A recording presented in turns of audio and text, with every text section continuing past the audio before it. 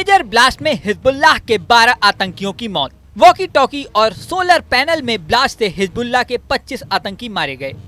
ये खबरें social media पर चर्चा में हैं, लेकिन लोगों के मन में ये सवाल है कि आखिर इतने सारे पेजर, वॉकी टॉकी और सोलर पैनल्स में इजराइल ने ब्लास्ट किया कैसे। अब इस राज का खुलासा हो गया है।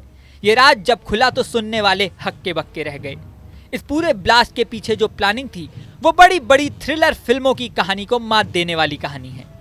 शुरू में कुछ विशेषज्ञ दावा कर रहे थे कि इजराइल ने पिछले साल 11 अक्टूबर के हमले का बदला लेने के लिए ब्लास्ट किए, लेकिन अब पता चला है कि ये ब्लास्ट की प्लानिंग कई साल पहले से ही शुरू हो गई थी।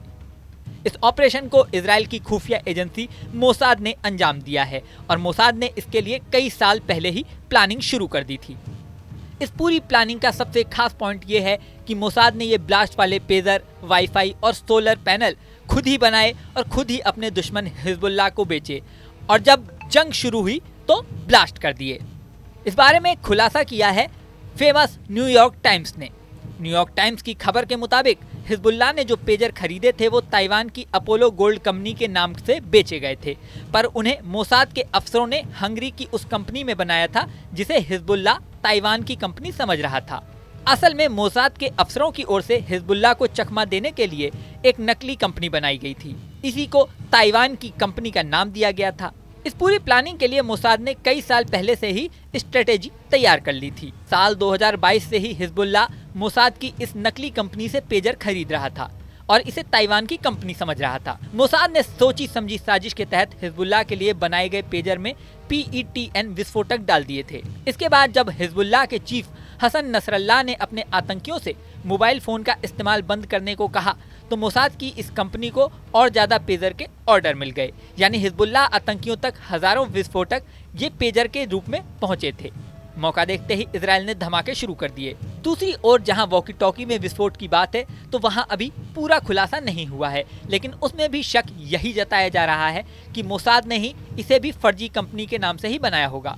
दरअसल हिजबुल्लाह के अनुसार उसने जापान की कंपनी आईकॉम से ये वाईफाई खरीदे थे, लेकिन अब कंपनी ने साफ कह दिया है जितने भी वॉकी टॉकी सेट में विस्फोट हुए हैं उस मॉडल को बनाना ही उसने 10 साल पहले बंद कर दिया था।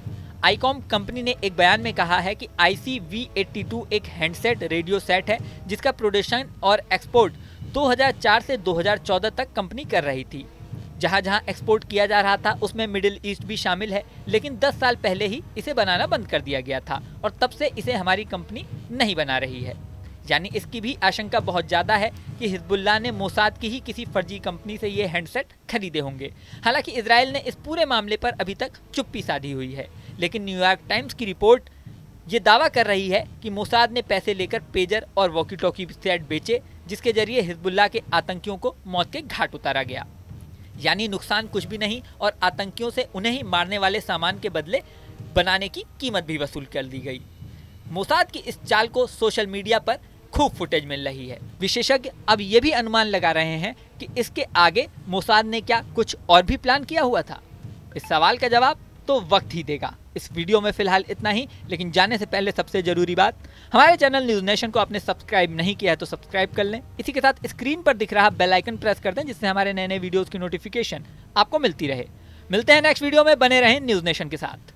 न्यूज नेशन अब व्हाट्सएप पर खबरों की ताजा अपडेट के लिए न्यूज नेशन के इस QR कोड को स्कैन करें।